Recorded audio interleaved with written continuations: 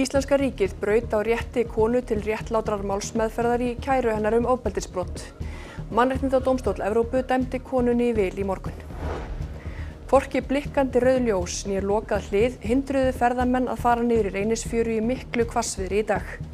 Fjárhúsi skolaði á haf út í mestu látunum í morgun. Sameinuðu þjóðirnar krefjast réttlætis vegna blaðamanna sem voru drepnir í sprengjuárás Ísraelshers á Gaza í gær. Fleiri blaðamenn hafa verið drepnir þar en í öllum stríðum síðustu 2 alda til samans. Kaupa þarf nýjan línurhraðal hið snarasta fyrir geislameðferð krabbameinssjúkra og annan til viðbótar á eftir honum, segir heilbrigðisráðherra sem fengið hefur tillögur hóps bráðaaðgerðir. Mönnun brýnust og tekið verður á því.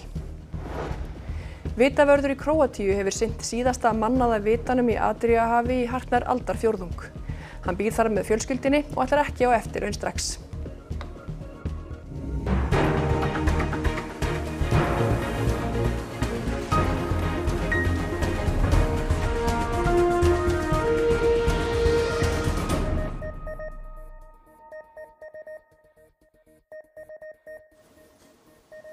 Komið þið sæl. Kona sem lagði íslenska ríkið fyrir Mannréttindadómstóli Evrópu í morgun segir ólýsanlega tilfinningu að fá viðurkennt að brotið hafi verið á henni. Lögmaður hennar segir Mannréttindadómstólinn gera athugasemdir við að ríkið haldi ekki almennilega utan gögnum kynferðislega mismunun. Stígamót auglýst árið 2020 eftir konum sem væru brotaþolar í ofbeldismálum, hefðu kært brotin til lögreglu og að ákæruvaldið hefði fellt mál þeirra niður. Samtökin aðstoðuðu 9 konur við að kæra íslenska ríkið til Mannréttindadómstólsins að því að þær hefðu ekki notið réttlátrar málsmeðferðar. Ein þeirra, María Sjöfn Árnadóttir, hafði erindi sem erfiði. Dómstóllinn kemst að þeirri niðurstöðu að íslenska ríkið hafi þá brotið á rétti hennar og ástæðan þá fyrst og fremst sú að málið fyrndist vegna aðgerðarleysis lögreglunnar. Niðurstaðan náttúrulega gríðarlegt fagnaðarefni bæði fyrir mig persónulega og brotaþolendur framtíðarinnar. Og ég ennþá svona í tilfinninga rússíbana að meðtaka þetta. Sigurður Örn einn nokkurra lögmanna á rétti lögmannsstofu sem sinnt hefur málum kvennanna. Hann segir að með breyting á lögum 2016 hafi falist mikil réttarbót fyrir þolendur kynbundins ofbeldis og heimilisofbeldis. Núna hygg ég að verkefni sé fyrst og fremst að fylgja lögunum, sjá til þess að rannsókn og saksókn þessara mála sé í samræmi við vilja löggjafans eins og birtist. Mannréttindadómstóllinn féllst ekki á í dóm í morgun að ríkið hefði brotið gegn annarri íslenskri konu. Munurinn sá, segir Sigurður Örn, að meint ofbeldisbrot í hennar tilfelli voru framin áður en lögunum var breytt 2016 og fyrningarfrestur var runnin út samkvæmt þágildandi lögum. Dómstóllinn á eftir að kveða upp dóma í málum hinna kvennanna 7. Mannréttindadómstóllinn féllst ekki á þann hluta kæru Maríu Sjöfnar gegn ríkinu að kerfisbundin mismunun væri í þessum málaflokki vegna kynferðis þolenda og sakfellingar og málaloka flestra þessara mála. Og dómstóllinn komst að þeirri niðurstöðu að það þótti ekki sannað, en það er mjög erfitt að sanna kerfisbundna mismunun. En það vakti þó athygli mín að dómstóllinn finnur að því að íslenska ríkið heldur ekki almennilega utanum þessi gögn og því kannski erfitt að segja til með vissum hvort slík mismunun hafi verið fyrir hendi. Drífa Snædal, talskona Stígamóta, segir dóminn í morgun vera stóran sigur í áratuga langri baráttu á réttlæti fyrir brotaþola heimilisofbeldis og að enn eigi Ísland langt í land með að viðurkenna alvarleika kynferðislegs og kynbundins ofbeldis. Bara eftir 9 ára baráttu, ég loksins komið að þessu og það er ólýsanleg tilfinning að fá þessa viðurkenningu og svona viðurkenningu á að það var brotið á mér. Þorbjörg Sigríður, hver eru þín viðbrögð við dómi Mannréttindadómstólsins? Ég vil bara byrja á að segja svona má auðvitað bara ekki gerast að mál fyrnist hjá lögreglu og ég tek þessari niðurstöðu og þessum dómi alvarlega. Ég held að öll ábyrg stjórnvöld geri það, að hlusti eftir því hver skilaboðin eru frá Mannréttindadómstóli Evrópu og það gerum við og bara dálítið döpur með það að sjá að svona skuli hafa getað gerst. Og þið takið alvarlega segir og hvaða betrumbætur stendur þá til að gera í kjölfar þessa dóms?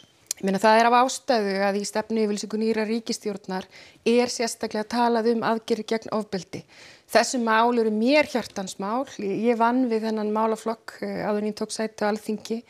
Ég þekki þessi mál vel, ég þekki þann sársauka sem í þessum málum og ríkisstjórnin hefur frá fyrsta degi verið mjög markviss í því að sýna það í stefnu og í aðgerðum að við ætlum okkur að standa vörð hagsmuni þolenda. Þannig að þau upplifi það að kerfið nái utan það verkefni sitt að verja þau. Við höfum eflt löggæslu með að fjölga lögreglumönnum, ég að leggja fram frumvörp nálgunabann og sitt hvað annað. Við erum með landsáætlun aðgerðir gegn ofbeldi á næstu vikum, þannig að fókusinn hjá mér hefur verið mjög skýr hvað þetta varðar alveg frá fyrsta degi það að hér ætlum við að gera betur. Eitt af því sem að dómstóllinn finnur að að ríkið haldi ekki almennilega utan gögn í þessum málum og því sé erfitt að leggja mat á hvort að kynferðisleg mismunun eigi sér stað. Stendur til að gera bóta því? Ég meina verkefnið eins og ég segi algjörlega skýrt og markmið mitt sem dómsmálaráðherra algjörlega skýrt. Við auðvitað bregðumst við þessum dómi og við gerum það sem gera þarf til þess að geta náðu utan þetta fyrsta hlutverk okkar sem að verja öryggi fólksins í landinu og í þessu tilviki þá að standa vörð hagsmuni þeirra sem verða fyrir ofbeldi. Takk fyrir þetta Þorbjörg Sigríður. Takk. Og þá að öðru. Spretthópur hefur skilað heilbrigðisráðherra tillögum aðgerðir til að bæta og hraða meðferð krabbameinssjúklinga. Slíkt kallar á meiri mönnun og ný tæki. Ráðherra segir að þetta verði að gera. Alma Möller heilbrigðisráðherra skipaði spretthóp til að koma með tillögur hvernig bæta megi þjónustu við krabbameinssjúklinga sem fara í geislameðferð. En fregnir af bið eftir slíkri meðferð hafi verið tíðar á undanförnu, ekki síst eftir að annar línurhraðall Landspítalans bilaði. Spretthópurinn hefur skilað tillögum. Ráðherra segir tillögurnar víðtækar og lúta fyrst og fremst að mönnun en einnig húsnæði og tækjabúnaði. Það eru núna 2 línurhraðlar og þarf að bæta við þeim 3. og það ekki nóg því að svo þarf að kaupa þann 4. til að endurnýja þann elsta. Þannig að þetta þarf að gerast bara eins fljótt og hægt vonandi fáum við þann 3. á næsta ári. Þetta tekur allt sinn tíma. Til að koma 3. línurhraðlinu fyrir þarf að finna nýtt húsnæði og það verður unnið samhliða kaupum á línurhraðlinum en Alma segir óhjákvæmilegt að fara í þessar aðgerðir þótt að séu dýrar. Já, þetta kostar auðvitað peninga. Ég held að línurhraðall kosti 600 milljónir en þetta einfaldlega eitthvað sem við verðum að gera og þarna þetta hluti af hinni margumtöluðu innviðaskuld. Eins og fyrr segir lúta tillögur spretthópsins fyrst og fremst að mönnun og starfsfólki sem vinnur þessi störf mjög sérhæft. Geislafræðingar, krabbameinslæknar, læknisfræðilegir, eðlisfræðingar og hjúkrunarfræðingar. En mest liggur á að fjölga geislafræðingum. En þetta fólk tiltakt? Það til að einhverju leyti en svo þarf þetta líka að líta til annara landa og það bara mjög marga tillögur sem að hópurinn leggur til í sambandi við mönnun en snýst auðvitað að því að kanna hvort að launasetning í takti við menntun, þjálfun og ábyrgð. Það snýst að fá fólk erlendis frá og það þarf aðeins að skoða starfsleyfi og reglugerðir og síðan líka hvort við getum menntað fleiri og á annan hátt hérlendis. Alma segir erfitt að segja hvenær allt þetta verði komið, máli sé í forgangi og verði fylgt vel eftir. En hún segir hópinn nefna ýmsar aðgerðir sem vonandi sé hægt að hrinda í framkvæmd hratt. Þarna til dæmis talað að lengja opnunartíma, auðvitað þarf fólk til þess. Það á að nýta betur tækni og gervigreind og fleira mætti telja og ég sé nú ég held nú að það versta sé afstaðið og síðan auðvitað kemur til greina að senda sjúklinga þá sem treysta sig til utan í geislameðferð og þetta verður allt metið. Fjöldi ferðamanna virti lokað öryggislið og blikkarandi viðvörunarljós að vettugi í Reynisfjöru í dag. Þar voru varasamar aðstæður, gul veðurviðvörun og mikill sjógangur.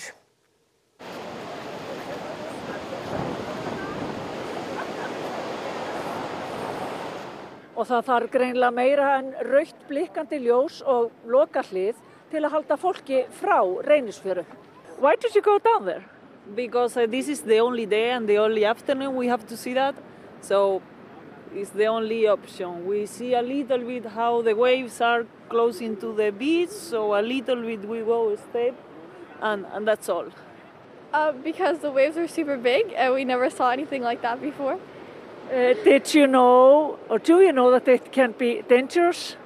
Yeah, I actually didn't realize it was red until just as soon as we got up here right now, but...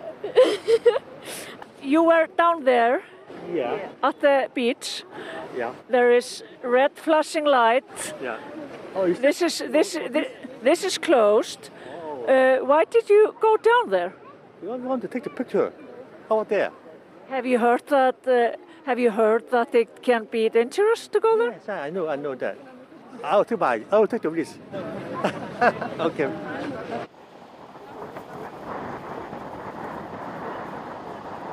Hvað varst að gera núna áðan?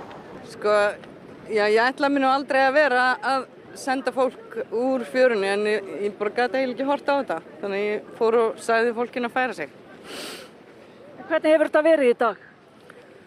Þetta betra held ég, eftir að skilti komu upp. Þetta augljóst að það lokað. Og útsýnispallarinn við settum hann í fyrra og það skárra þannig, sko. Áður var eiginlega bara engin leið að stýra, sko. En hér blikkar rautt ljós, hér lokað hlið, en engu síður fer fólk niður í fjöru. Mér finnst nú, sko, rauða ljósi ekki að vera að skýrasta dæmi. Aldan náttúrulega bara mjög ógnvænleg, sko. Fólk ætti náttúrulega, ef það myndi hugsa sjálft, ætti ekki að fara niður í fjöru. Fólk er fólk og það ber ábyrgð á sig sjálft og þarna búið að koma fyrir skýrum merkingum og alveg eins og í umferðinni að þá stjórnum við ekki fólki, það stjórnar sig sjálft. Er eitthvað sem sveitarfélagi getur gert til þess að hafa áhrif á þetta, einhverjar ráðstafanir? Það er alltaf hægt að skipuleggja umhverfi og við erum auðvitað bara opin fyrir því. Þarna eru auðvitað landeigendur sem að er eðlilegt að kannski leiði þá vinnu, þau þekkja staðhætti langt best. Eins er þá kannski líka eðlilegt að velta því upp, ætti ekki ríkið að koma einhvern veginn að þeirri vinnu og mögulega fjármagna. Nú er það að taka inn af ferðaþjónustu í ríkiskassan. Hefur áhyggjur af þessu? Já, maður hefur alltaf áhyggjur sérstaklega þegar að svona veður og atburðir kom upp. En ég held að við verðum á einhverjum tímapunkti líka að sætta okkur við að við höfum ekki fullkomna stjórn á hlutunum eða fullkomna stjórn á fólki. Og eins og við sáum þá var rok og mikil rigning á Suðurlandi í dag og þannig hefur það verið á hálendinu síðasta sólarhringinn. Það eru miklir vatnavextir og stór hluti hálendisins er illfær flestum bílum. Björgunarsveitamenn komu ferðamönnum til aðstoðar víða á hálendinu í dag. Þessar myndir voru teknar við Kýlingavatn í Friðlandinu og Fjallabaki en þar er vegurinn á kafi í vatni. Varað er við ferðum á sunnanverðu hálendinu. Og gul veðurviðvörun verður í gildi á Suðurlandi þar til klukkan 10 í kvöld. Fjárhúsi skolaði á hafút og sjóvarnagarður rofnaði í miklum sjógangi í Vík í morgun. Og þangað til í gær stóð fjárhúsið nákvæmlega hér. En hvar er það nú? Já, einhvers staðar þarna. Nú stöndum við þar sem bara fjárhúsið var. Og hér er garðurinn, grjótgarður sem var fyrir framann sem brast svo í morgun eða nótt. Og þá náttúrulega bara óðinn vís. Það bara braut á því sjór og klukkan 7:51 stóða en klukkan 8 var það farið. Hefur eitthvað slíkt gerst áður? Ekki svo ég viti til hér að sjórinn hafi hirt svona hressilega. En fleiri byggingar eða einhver mannvirki hérna, voru þau eitthvað, hafa þau fókið að fara út sjó? Nei, ekki eins og staðan er núna en það er náttúrulega bæði hús hér, hesthúsið mitt ofan við og annað fjárhús hérna austan við sem er í stórri hættu sem er 15 metrar í hesthúsið á mér. Það þarf ekki mikið til í viðbót. Leiðtogar fjölmarga ríkja ásamt alþjóðastofnunum og samtökum blaðamanna hafa fordæmt árás Ísraelshers á spítala í Khan Yunis á Gaza í gær. Herinn gerði tvöfalda árás án nokkurrar viðvörunar. 20 voru drepin, þar á meðal 5 blaðamenn. Mannréttindaskrifstofa Sameinuðu þjóðanna krefst þess að Ísraelsher rannsaki árásina, að rannsóknin skili árangri og að einhver verði gerður ábyrgur. The killing of journalists in Gaza should shock the world. Not into stunned silence, but into action, demanding accountability and justice. This is a shock, and this is unacceptable. We know that the Israeli army has announced that there will be an inquiry. This incident and the killing of all civilians, including journalists, must be thoroughly and independently investigated and justice must follow. Frá því að stríðið á Gaza hófst fyrir tæplega 2 árum hefur Ísraelsher drepið 270 blaða- og fjölmiðlamenn við störf. Það eru fleiri fréttamenn en voru drepnir í öllum stríðum á þessari öld og þeirri síðustu samanlagt. Þar á meðal í báðum heimsstyrjöldunum, stríðinu í Afganistan og innrásarstríði Rússa í Úkraínu. Samtökin blaðamenn án landamæra krefjast þess að gripið verði til aðgerða til að binda endi á refsileysi fyrir glæpi gegn blaðamönnum. Þúsundir mótmælenda komu saman í Ísrael í dag og kröfðust þess að gíslum í haldi á Gaza yrði sleppt og að stríðinu þar ljúki. Mótmælin báru yfirskriftina Dagur truflana. Þjóðvegum sem liggja á milli borganna Tel Aviv og Jerúsalem var lokað með vegatálmum og fólk safnaðist saman fyrir utan heimili ráðherra í ríkisstjórn Ísraels. The majority of the Israeli people want the end of the suffering of the hostages and the people in Gaza. We're calling also upon the leader of the world, the leaders of the free world, and President Trump to help us end this terrible tragedy, to end the war, ceasefire now, and the return of all the 50 hostages back home. Fjölskyldur gíslana krefjast þess að Benjamin Netanyahu, forsætisráðherra landsins, bindi enda á stríðið. We the people demand you prioritize the hostages, go back to the negotiation table. There's a good deal on the table. It's something we could work with. It's something we could get a deal done to bring all the hostages back. יכולנו לסיים את המלחמה לפני שנה ולהחזיר את כל החטופים והחיילים הביתה. יכולנו להציל חטופים וחיילים, אבל ראש הממשלה בחר שוב ושוב להקריב אזרחים למען שלטונו. Byggingu nýrrar heilsugæslustöðvar á Akureyri, sem stefnt hefur verið að síðan 2019, hefur verið frestað 5 ár. Heilsugæslan flutti úr of litlu húsi í miðbænum á síðasta ári í sérútbúið rými í verslunarkjarnanum Sunnuhlíð. Forstjórinn hefur talað fyrir því síðustu ár að þrátt fyrir flutningin þurfi að byggja aðra stöð, en nú hafa stjórnendur bakkað með þau áform. Það mikil ánægja starfsfólk með aðstöðuna. Það ánægja íbúana, aukin ánægja íbúana með þjónustuna. Við höfum líka getað fengið stækkun á þeirri aðstöðu 250 fermetra sem við gerum ráð fyrir að taka í notkun núna áramótin og við erum í rauninni bara endum með þetta. Hvort það getur verið hyggilegt fyrir Akureyri að þessi klíníska heilsugæsluþjónusta sé einfaldlega bara á einum stað. Og í rauninni hefur reynslan svolítið hérlendis verið allavega í Reykjavík svolítið svo að eftir því sem heilsugæslustöðvarnar er minni þeim mun erfiðar og brothættar að reka þær. Evrópuríkin verða að mæta aukinni og vaxandi ógn frá Rússlandi, segir yfirmaður þýska heraflans. Hann er hér á landi í tilefni þess að Ísland og Þýskaland ætla að efla varnarsamstarf ríkjanna. I think it's a very obvious one, since we are looking at a threat, and we have a threat perception towards Russia. There is an imposed threat, and it's a direct threat which is coming from Russia. And within my more than 40 years of being a military officer, within 40 years of career, I've never seen such imminent threat like we are facing at the moment.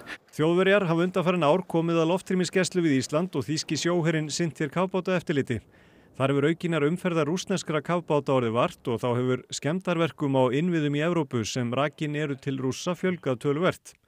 Karsten Breuer segir ástæðu til að bregðast við breyttu landslagi í öryggismálum í Evrópu. And therefore we have to adopt our strategies, we have to adopt our military presence in order to formulate an answer to this changing strategic environment. Ísland hefur gert tvíhliða varnarsamninga við nokkur öflug Evrópuríki í vor og sumar og er í viðræðum við Evrópusambandið. Við erum að styrkja samstarfið við okkar helstu samstarfsríki í Atlantshafsbandalaginu. Við höfum lagt mikla áherslu á Norðurlöndin og erum núna að leggja sérstaklega áherslu á þau ríki sem eru hvað með mesta getu eða eru að hugsa að byggja upp getu og þar horfum við mjög mikið í getu til eftirlits á Norður-Atlantshafi. Við eigum í mjög þéttu samstarfi við Bandaríkin. Erum í góðu samstarfi við Kanada og Noreg sem eru hér meðalans við kafbátaeftirlit og Þjóðverjar eru núna að horfa í auknum mæli til þess að taka þátt í því eftirliti. Síðasti vitavörðurinn í Króatíu ætlar ekki á eftirlaun strax en hann hefur sinnt síðasta mannaða vitanum í Adríahafi í 24 ár. Vitin er einn af örfáum mönnuðum vitum sem eftir eru í heiminum. Á eyju í Zadar eyjaklasanum í Króatíu býr einn af síðustu vitaverðunum í heiminum. Zvonimir Skorčević hefur gætt val í ratvitans í hartnær aldarfjórðung. Hann byrjar hvern dag á því að gá til veðurs, eins og alvöru vitaverðum sæmir. Zadar, Veli Rat, dobro jutro Mateo. Na ovoga ništa, svjetla zgorila ispravno, puše east, south east, 1 do 3 čvora, more 1. Vidljivost 25 km i vedro. Provjerilo da li on svjetiončar sam u redu, on se treba ujutro javiti na vezu i u podne. I onda znači ako se ne javi na vezu, onda naši šalju gliser ili brod i... Á hverjum degi fer hann upp 183 þrep að vitanum. Þrátt fyrir að vitin sé orðinn sjálfvirkur þarf hann að fylgjast með því að allt gangi sem skildi. Živiti, raditi na nekom mjestu vezano. I onda se ukazala prilika da, tako da, volim sve u stvari. Da mi je dosadilo, ne bi stignuo izdržao toliko 34 godine na svjetonicima i ne planiram. Skorčević þó ekki alveg einn í vitanum því eiginkona hans og 2 börn búa þar með honum.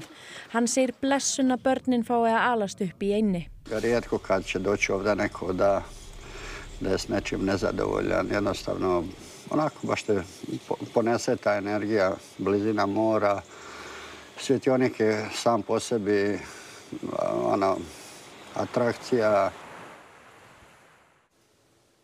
Urður, þið ætlaði að ræða Þorlákshafnamálið í Kastljósi kvöldsins, ekki rétt?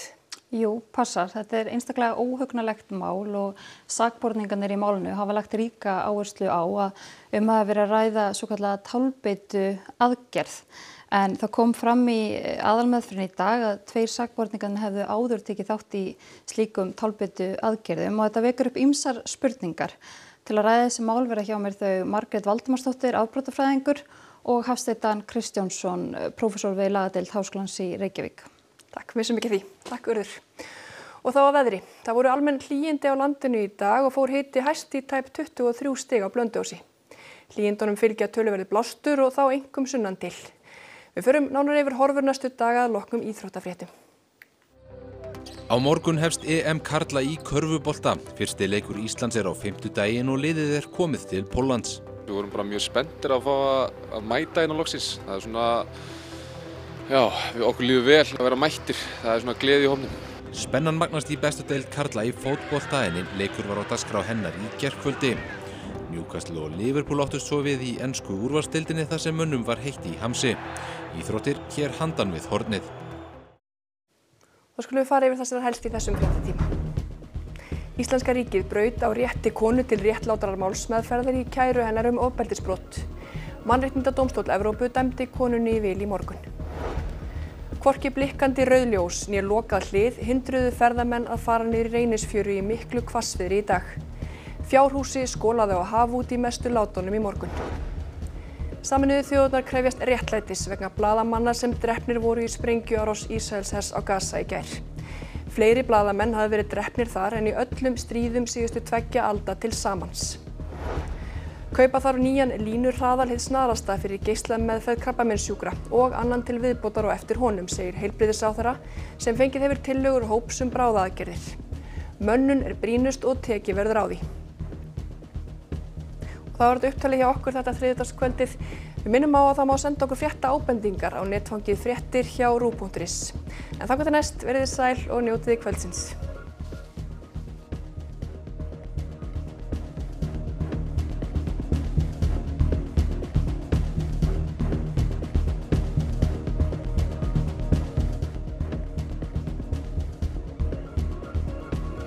Á RÚV í kvöld.